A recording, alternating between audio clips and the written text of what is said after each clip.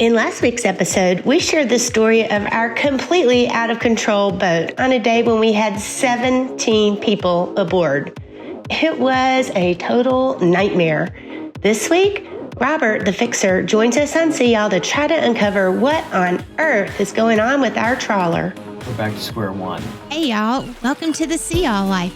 I'm Andrea, this is Tom, and we have 2 pups. We're a couple of Texas transplants living the empty nest life to the fullest. For us, that's living part-time on our 44-foot DeFever trawler in San Diego. Our hope is that as you join us on our dreams and adventures, we'll inspire you to discover your own. All right, so we brought the fixer in to try to diagnose the transmission problem or why the boat's not responding when you turn hard to port. So that's what we're gonna work on. Robert did some research, and which I appreciate immensely, Robert. You have a few theories. Google research. You wanna go over some possibilities that we're gonna check on today? These transmissions work kind of like an automotive automatic transmission. They're operated with hydraulic pressure. So you have a pump that generates pressure, and then when you move a shift actuator, it just routes fluid to the different clutch packs that either give you forward or reverse. So we need to check, make sure the fluid's not getting aerated, because then it wouldn't be able to generate the necessary pressure. We need to make sure that the hoses are routed correctly to the cooler. We need to make sure that the cooler is positioned correctly so that no air gets trapped into it. These are just things I came up with looking on the internet. I mean, I do have a little background in this, but I can't promise we'll get to the bottom of it, but we'll maybe check a few things off. We'll eliminate some things, right? Which is always good. Process of elimination. So I made a highly sophisticated checklist. Look at that. Zoom in on that. So, off we go. Thanks, Molly. Just a couple dock idiots trying to figure out why a boat's broken. Couple of captains. Oh yeah, I mean captains. Exactly, bulls. So we are going to start this workday off right. I just walked over to the yacht club to get our favorite, or one of our very favorites, not so good for you, breakfasts, which is chowder biscuits. They're pretty amazing. The chowder biscuit dance. Do the chowder biscuit dance. Oh yeah. These are sinfully good. Sinfully good. Oh. We quickly finished up this amazing meal, and it was time to get to work.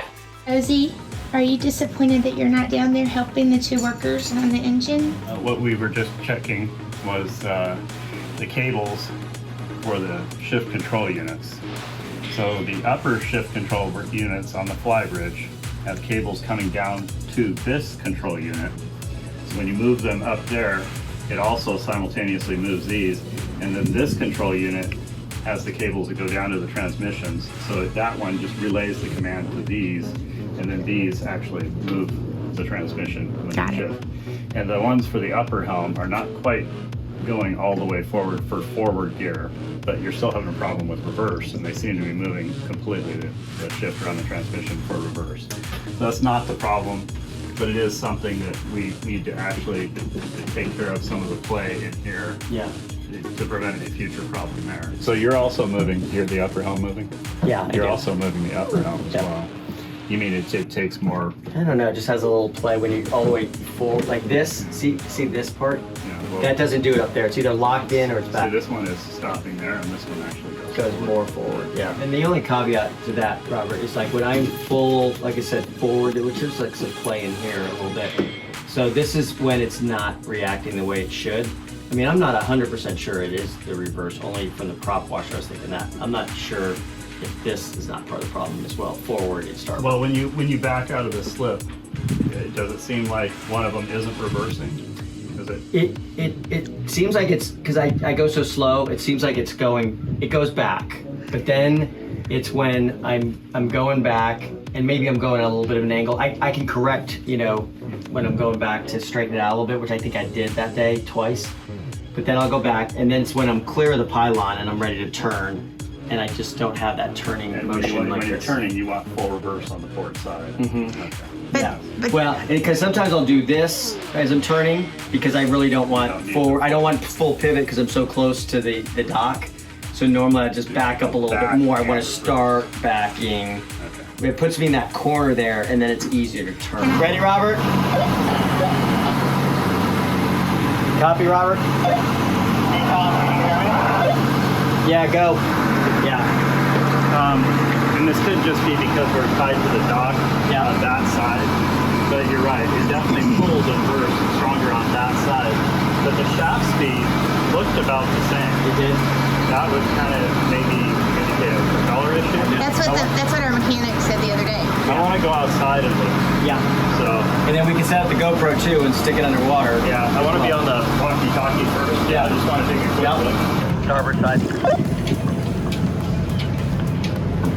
Yeah, so I'm going to have you put it in forward now. Yeah, that's when it seems stronger, but I'm not so sure on the port if it's stronger. Let me tighten this line down a little bit. I'm going to see if I can count the revolutions on the prop shafts and time them and see if I have less revolutions on one side than the other. So we're going to check the transmission fluid while it's static or cool. It hasn't been run for a couple days. And then after that, we're going to run it. It'll cycle through the transmission cooler and then see where the levels are afterwards. Okay, so this is actually right at the top there. So that looks good. Starboard engine. Of course, there's a different dipstick. Why wouldn't it? That looks high to me. At least static. It looks right there. Definitely over the line right there.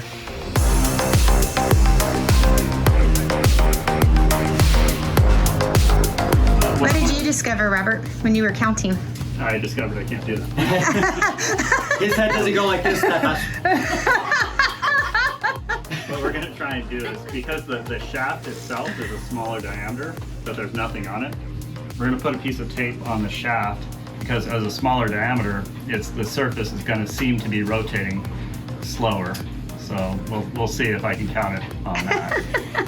It looks like I'm getting 20 rotations in just over 6 seconds on either side. So that would kind of indicate.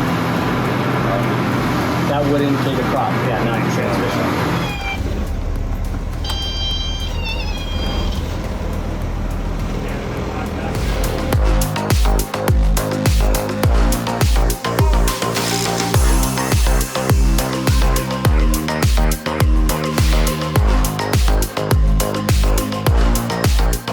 Here we go. We're going below. Sorry, GoPro. So there's your. There's the prop. Spinning. We probably wanted to go a little deeper. I couldn't tell on the angle. We probably wanted to go a little deeper. You have to do it again. Yeah, which is this is good though to get. Okay, there it is. Yeah. Which one is that? That should be the port. Rosie, a lot of busy people on this boat today, huh? Everyone's so busy. I don't know if I would stake my life on it, but definitely the port. Not definitely, because I wouldn't stake my life on it. The port prop is turning slower than the starboard prop. And do we know why that would be?